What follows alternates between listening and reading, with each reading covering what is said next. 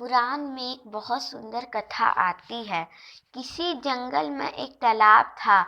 उस जंगल के पशु उसी तालाब में पानी पीने आया करते थे।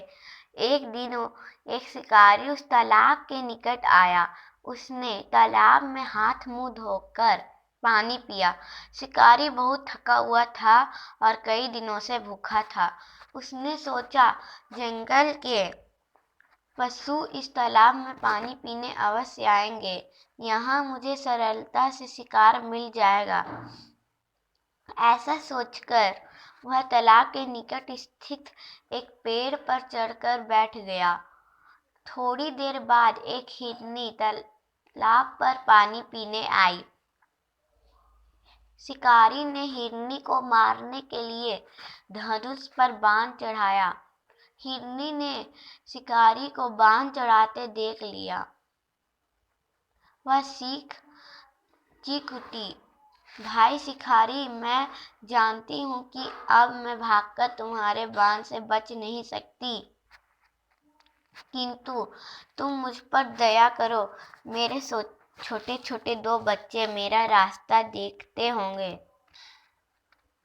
तुम मुझे एक बार उनसे मिल आने दो। मैं तुम्हें वचन देती हूँ कि अपने बच्चों को दूध पिलाकर और उन्हें अपनी सहेली हिरनी को सौंपकर तुम्हारे पास लौट आऊंगी। शिकारी हंसा। उसे यह विश्वास नहीं हुआ कि यह हिरनी प्राण देने के लिए फिर वापस लौटेगी। उसने सोचा, जब यह इस प्रकार कहती है तो इसे छोड़ देना चाहिए। मेरे भाग्य में जो होगा मुझे दूसरा शिकार मिल जाएगा। उसने हिरनी को जाने दिया। थोड़ी देर बाद वहां बड़े सींगों वाला एक सुंदर हिरन पानी पीने आया। शिकारी ने जब उसे मारने के लिए धनुष पर बाण चढ़ाया तो हिरन ने देख लिया। वह बोला, भाई शिकारी, अपनी हिरनी और बच्चों से अलग हुए मुझे बहुत देर हो गई है। वे सब घबरा रहे होंगे। मैं उनके पास जाकर उनसे मिल लूं और उन्हें समझा दूं, तब मैं तुम्हारे पास अवश्य आऊंगा। इस समय दया करके तुम मुझे चले जाने दो। शिकारी झल्ला उठा। उसे बहुत भूख लगी थी, लेकिन हिरन को उसने यह सोचकर चले जाने दिया कि मेरे भाग में भूखा ही रहना होगा। आज और भूखा रह लूंगा। हिरनी अपने बच्चों के पास गई। उसने बच्चों को दूध पिलाया, प्यार किया। फिर अपनी सहेली हिरनी को सारी बात बताकर उसे अपने बच्चे सौंपने चाहे। इतने में वह हिरन भी आ गया। उसने भी बच्चों को प्यार किया। बच्चे अपने माता पिता से अलग होने को तैयार नहीं थे। अंततः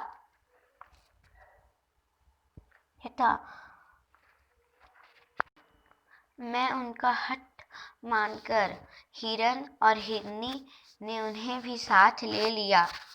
तालाब के पास आकर हिरन ने शिकारी से कहा, भाई शिकारी, अब हम लोग आ गए हैं।